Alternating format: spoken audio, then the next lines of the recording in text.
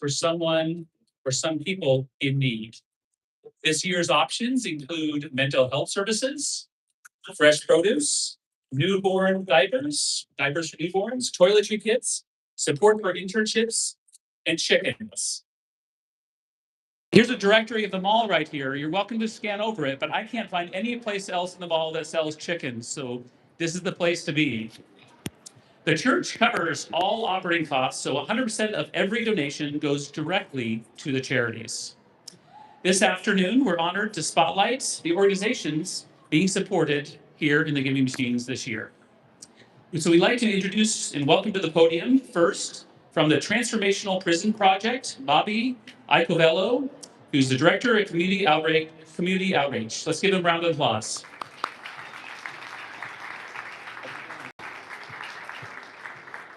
How's everybody doing today? Good? I didn't know I was going to be first, so I'm a little shy, but first I want to say I appreciate everybody in this room, everybody that's volunteering, everybody that's been there for myself, the Transformational Prison Project. A little bit about us, we're a restorative justice organization. We try to repair harm in community, but it's all based off lived experience. So the individuals that we work with are people that actually committed harm in community, that transformed their life, is now back in community trying to repair that, right? And so what we do is we help individuals that are incarcerated and that are coming home so they can have a safe community, safe reentry, and that makes it safe for everybody else, right? And what we have, and actually the Giving Machines in here today is part of reentry, part of helping individuals is mental health services, digital literacy courses, and meals, right? So it's like just a couple of things that we use to give back to individuals. But I also want to say that majority of the people that we do work with went into prison under the age of 21. Like they were actually incarcerated as children and now are home as adults.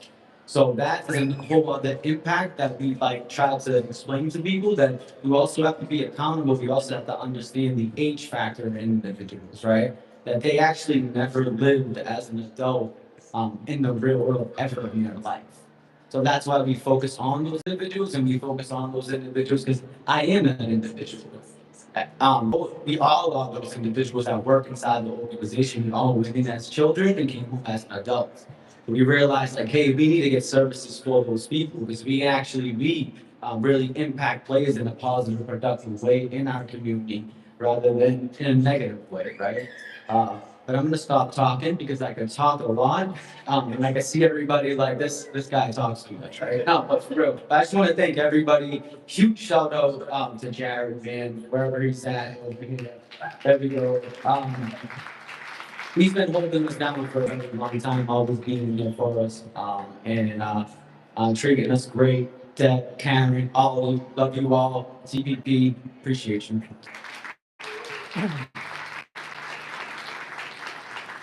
Thank you, Bobby.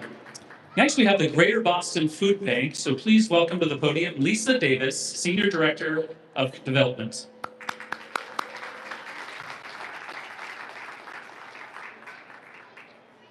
Thank you very much. Hi, everyone. The Greater Boston Food Bank is tremendously grateful to be included in this season's Giving Machine at Theta Kamal. The Greater Boston Food Bank serves about 600,000 individuals in 190 cities and towns every month. Food insecurity is not a temporary crisis. It is a persistent and deepening challenge that continues to impact 1 in 3 Massachusetts residents. And with the help from our generous supporters, like you and like the Giving Machine, we're able to empower more families to put meals on their tables, especially during this holiday season. By the end of the holiday season, the Greater Boston Food Bank will have distributed 50,000 turkeys, 100,000 chickens, and more than 2 million pounds of fresh produce. And that's all thanks to supporters like you. So thank you again to the Giving Machine. Thank you to the church. And we really appreciate being included this year. Thank you all. Thank you, Lisa. Next, we'd like to welcome the International Institute of New England. Let's please join me in welcoming to the podium, Angela Waring, Stewardship Manager. Thank you all. Thank you so much for having me and for having the International Institute of New England and a partnership for the third year in a row with the Giving Machine. This is such a special initiative to us. For more than a century, the International Institute of New England has helped refugees and immigrants resettle, build new lives through education, career development, and pathways to citizenship. Since January, we've seen changes in federal policy close legal immigration pathways, leaving thousands of heavily vetted individuals waiting in limbo and apart from their families. We've seen these changes limit access to food and healthcare and instill widespread fear and uncertainty. Now, people are waiting and hoping that they can rebuild their lives in safety. IAD is New England's oldest resettlement agency, and last year we served over 12,000 clients. And with the support of the donations purchased through the Giving Machines, we were able to provide English class materials, groceries for refugee families, and vital staples like clothing and toiletries to help people in our services. This year, with our clients' basic needs under attack, partnering with the Giving Machine and the Church of Latter-day Saints allows us to continue to meet their needs. The generosity of this community helps our community profoundly, and we're so grateful for this partnership. So thank you so much, and happy holidays, everyone. Thank you, Angela. Next, we have Circle of Hope. So please join me in welcoming to the podium Christine Ruddy, Community Engagement Manager.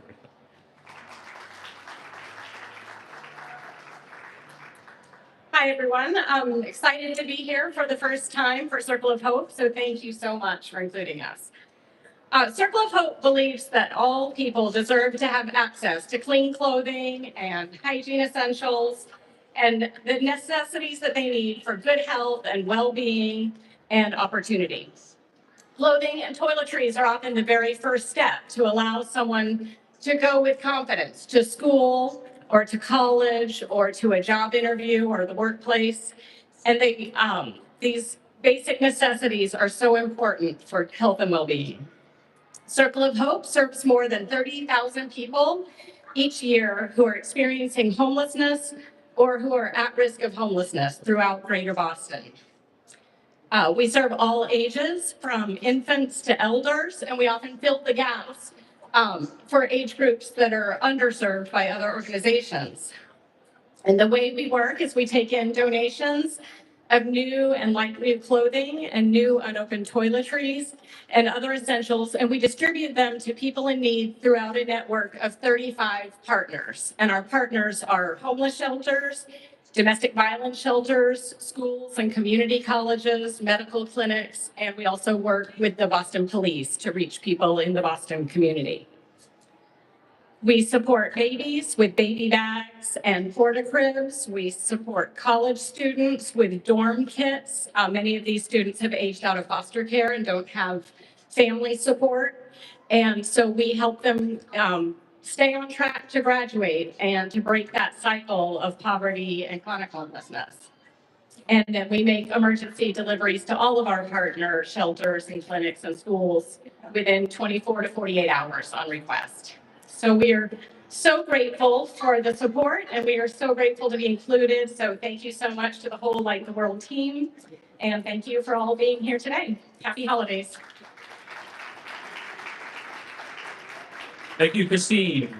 Next, we have Partners for Youth with Disabilities. So please join me in welcoming to the podium Becca Cronin, Director of Operations.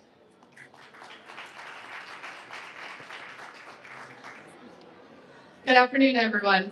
I'm so grateful to be here with you all today. My name is Becca Cronin, and I have the privilege of being the Director of Operations at Partners for Youth with Disabilities. At PYD, our mission is to prepare young people with disabilities for meaningful, self-directed lives and help employers build workplaces where people communicate clearly, work efficiently, and feel supported. At its heart, our work is about belonging, opportunity, and empowerment. We are so thrilled to be a part of the Light the World Giving Machines campaign again this year. Last year, the generosity of supporters like you helped us raise over $4,000.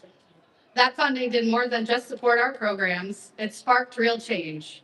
It helped young people gain their first jobs, develop new skills, and grow as leaders, which will help shape their futures. Thanks to your support, we're able to provide critical program supplies and experiences that make our mentoring and career readiness programs come alive. These resources help fund skill building activities, job shadows, and internships for youth, which prepares them for real world success. Every dollar directly contributes to equipping young people with disabilities the tools and opportunities they need to thrive. A sincere thank you to the Light the World program and the Church of Jesus Christ of Latter-day Saints for shining a light on inclusion and possibility. And thank you everyone who contributes through the giving machines. You are helping us create a world where all young people can thrive. Thank you. Thanks, Becca. Next, we have CARE, and I don't believe we have anybody who's a representative from CARE, but CARE works in over 121 countries, working to end poverty by focusing on hunger, health, education, and equality, daily and in times of crisis. And CARE is the one offering the 2 chickens here. Finally, we have USA for UNHCR, the UN Refugee Agency. So please join me in welcoming to the podium, Huda Alawa, Senior Manager of Civil Society and Foundation Partnerships.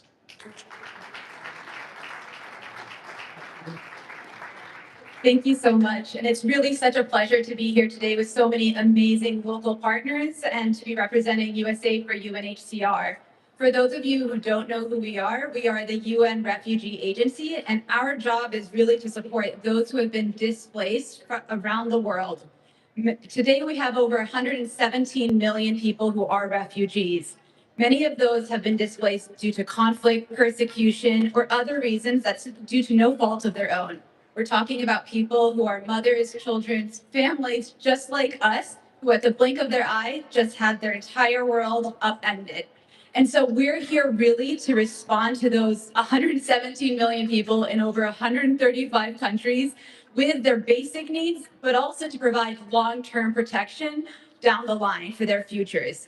So we're really pleased today to be in the Light the World Giving Machines. Thank you to the Church of Jesus Christ of Latter-day Saints, one of our longest standing partners, really featuring 3 main cards.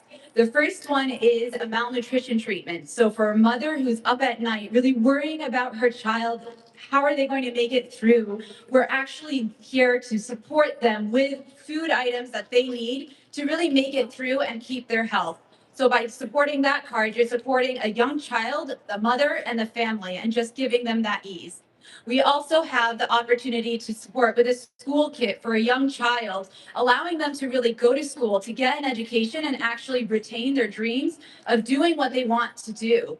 And then the final kit I will flag, we do not have chickens, unfortunately, but we do have livelihood supplies, so you can support a father, a mother, a breadwinner with items like a fishing kit so that they can support with culturally appropriate items wherever they are to help provide for their families, sell those items, and really meet their future needs with dignity. So I really hope, we'll support so many amazing items today, so many amazing organizations. Thank you again to Light the World, the amazing team that's been supporting this, and to all of you for joining today.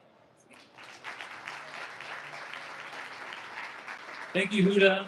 And thanks to each of the charity reps for being here and for all the work you do. Let's give them one more round of applause for the amazing work each of these agencies does. Okay, now is the time we've been waiting for. We're going to be unveiling the machines. So we'd like to invite all the children who've been presented with a golden pass to help us unwrap machines to come forward, and let's get this celebration started. We're going to be counting you down. So let's have all the children come forward. Come up to both of the machines.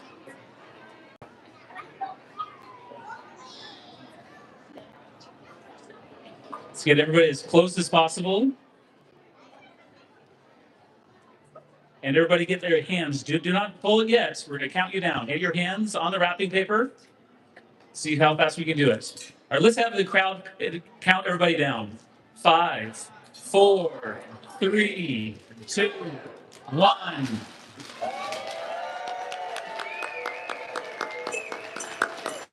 All right, great job, everyone. Thanks everyone for coming. You have a marvelous Christmas season. Jingle bells swing and jingle bells swing, snowing and blowing a thousands of miles. Now the jingle bell has begun. Jingle bell, jingle bell, jingle bell, jingle bell time, jingle bell time. Dancing and prancing, jingle bells square, in the frosty air.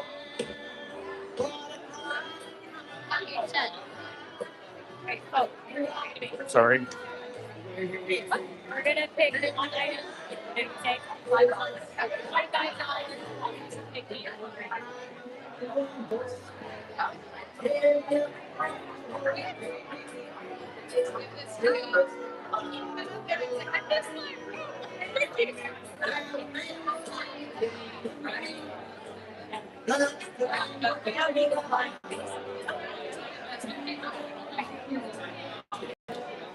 This has been so exciting. I want to thank everybody for coming out today and seeing this. We could not be more happier with the charities. But I want to give you some interesting information that's happening with the giving machines.